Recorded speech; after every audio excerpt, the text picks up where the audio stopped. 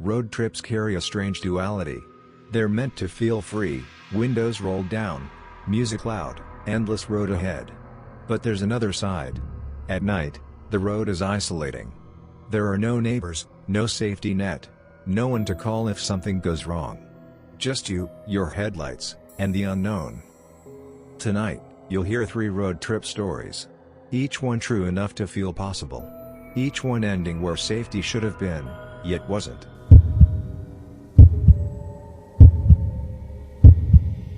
Daniel and Aaron had been on the road since morning, weaving through the back roads of Kentucky. They'd hiked longer than planned, and by the time they packed up, the sky was already bruised with dusk. The GPS kept rerouting them down narrower and narrower country roads, past empty barns and thick, overgrown trees. The radio cut in and out. Cell signal dropped to nothing. Daniel tried to stay lighthearted, but Aaron grew quiet, staring at the endless stretch of blacktop surrounded by farmland. That's when they saw him. A figure standing just past a bend in the road, illuminated in their headlights. A man, maybe mid-20s, hair plastered flat, wearing a denim jacket and jeans. He raised his thumb slowly, almost mechanically. Aaron hissed, Don't you dare stop." But guilt tugged at Daniel. What if the guy had broken down? Out here, no one would pass by for hours. He slowed. The hitchhiker stepped into the headlights. Daniel noticed how pale he looked, skin almost gray, eyes dark and heavy, clothes shining as though wet. There hadn't been rain in days. The man slid silently into the back seat. He muttered thanks. His voice was soft, polite, but strangely hollow.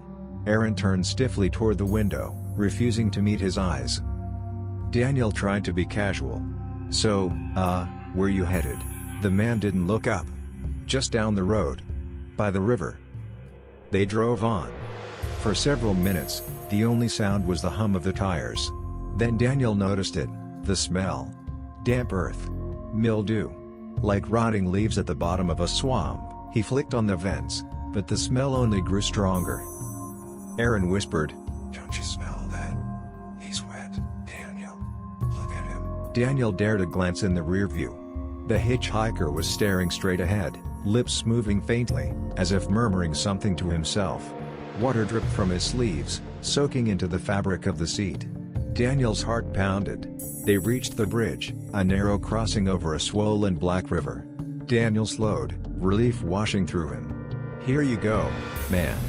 The river's right here." He looked into the mirror. The seat was empty, but the fabric was drenched, puddles forming on the floor. Aaron covered her mouth to stifle a scream. Daniel's skin crawled. Then, just for an instant, they both heard it. A gurgling whisper from the back seat, wet, bubbling, like someone speaking through a mouthful of water. "Thanks for the ride." They tore across the bridge, not daring to look back. Days later, Daniel brought it up in a gas station. The clerk froze. "You saw him?" The man explained that locals had told the same story for decades. A young man had drowned in that river in the 1970s after his car went off the bridge. Ever since, drivers swore they picked up a hitchhiker in a denim jacket, always wet, always needing a ride to the river. Daniel still couldn't forget the smell, or the whisper that hadn't quite left his ears.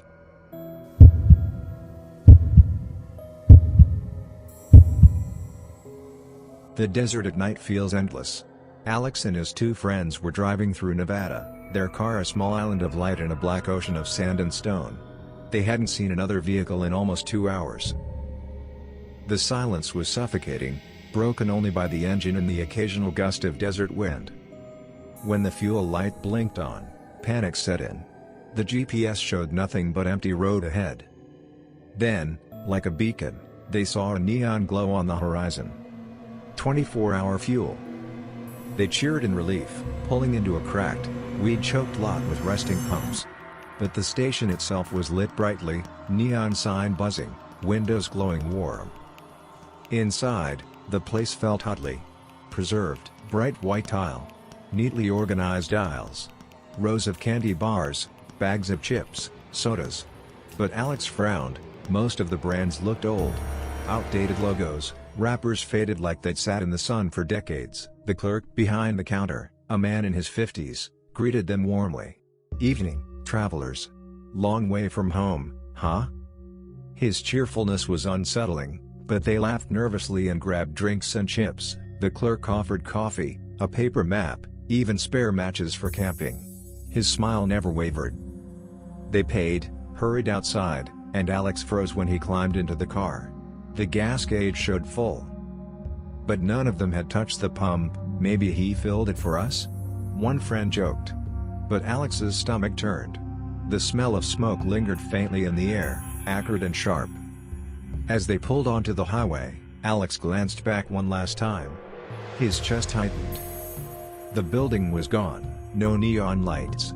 No clerk. Just a blackened ruin, collapsed roof, windows shattered. A skeleton of a building long abandoned. The neon they'd seen? The clean aisles? The clerk's wide smile? All of it gone in an instant. Later, back at school, Alex tried to prove it. He dug through county records, library archives.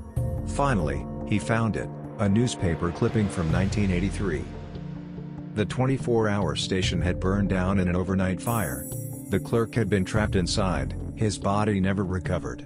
Rumors said travelers still stumbled on it sometimes, lured in by glowing neon, greeted by the same cheerful man. Before the illusion collapsed into ash. Alex still kept the receipt in his wallet. The paper was yellow, the ink faded nearly invisible. The date on it read, July 17, 1983.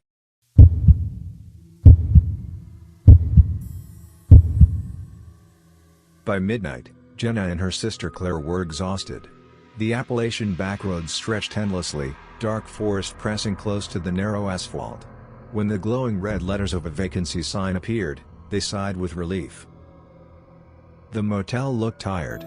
One long row of rooms, peeling paint, buzzing lights. But it was a bed, and that was all that mattered. Inside, the clerk was an older man with hollow eyes. He barely spoke as he slid them a key to room 6. His skin looked gray under the fluorescent light. His gaze never quite met theirs. The room was small but clean enough. 2 beds.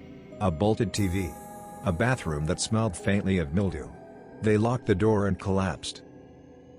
At 3 a.m., Jenna woke. A sound. Scratching.